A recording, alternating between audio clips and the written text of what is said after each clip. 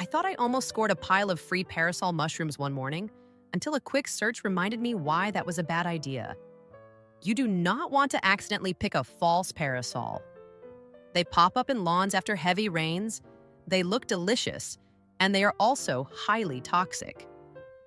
Anyway, I'm glad I double-checked. But these other plants in my lawn, my HOA and picky gardeners might call them weeds and insist I clip them. Urban foragers have a different name for these succulent greens and herbs: ingredients. Sure, you might think I'm a bit eccentric, but give me a minute to show you 3 common weeds you probably have seen in your yard and might be growing there right now. Dandelions. Not just for blowing wishes. You can roast the roots for tea, toss the raw leaves in a salad, or make jams from the flowers. Clover. My lawn is half clover every spring. The flowers make a great tea, and the leaves are perfect garnishes or salad boosters. Chickweed. This so-called weed is a staple in traditional herbal lore.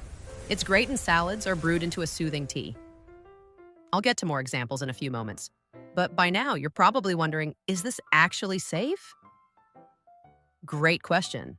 In urban areas, we have to talk about pesticides and pollutants and set a few guidelines. These are my 4 golden rules of urban foraging. Rule 1, never eat anything you haven't 100% identified, and we'll talk about ways to ID plants later. Rule 2, avoid areas near heavy roadways or machinery where exhaust settles. Let's face it, our urban landscapes aren't always pristine. Rule 3, steer clear of chemically treated perfect lawns. And just like grocery store produce, wash your harvest well. Rule 4, research new foods to ensure you're not particularly sensitive or allergic. For instance, purslane grows everywhere and is extremely nutritious, but it's high in oxalates. People with gout, arthritis, or prone to kidney stones will want to avoid or consume in moderation. These rules may seem hard at first, but you don't have to reinvent the wheel. I've linked a guide from my website, catmonetbooks.com, in the description that has literal treasure maps for free food and guidance. It includes a zip code searchable map to find foraging spots in your specific neighborhood, AI tools to help you identify plants with your phone so you don't end up with that false parasol I mentioned, local groups.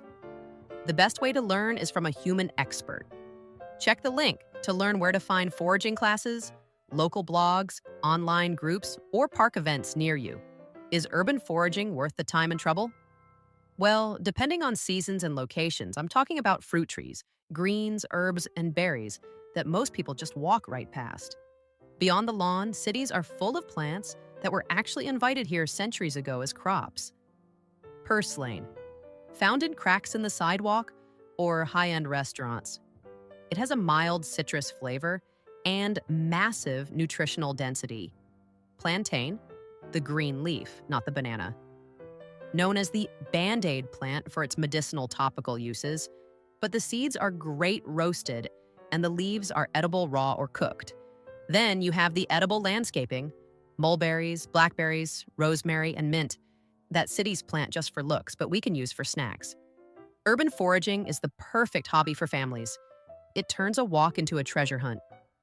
And for preppers, it's the ultimate way to fill nutritional gaps without a grocery store. If purslane or clover starts encroaching on your neat rows of carrots, don't weed. Just gather, wash, and eat. I hope this helps you see your city a little differently. If you enjoyed this, liking and subscribing is totally free, just like the dandelions. Leave a comment with your foraging tips, and until next time, take care of yourself.